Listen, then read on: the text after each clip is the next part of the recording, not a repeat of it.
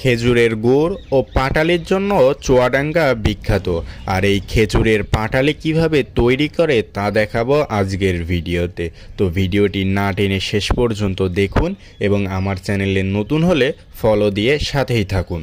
প্রায় 1 ঘন্টা রস জ্বালানোর পরে আস্তে আস্তে রসের কালার লাল হতে থাকে, আর এই রসকে তখন তাঁতরস বলা হয়।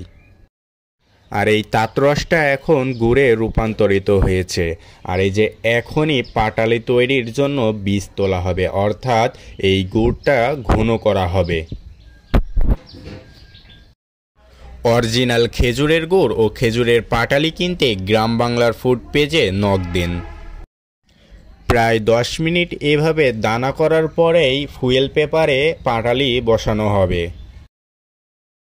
সম্পূর্ণ ভিডিওটা দেখার জন্য আপনাকে অসংখ্য ধন্যবাদ।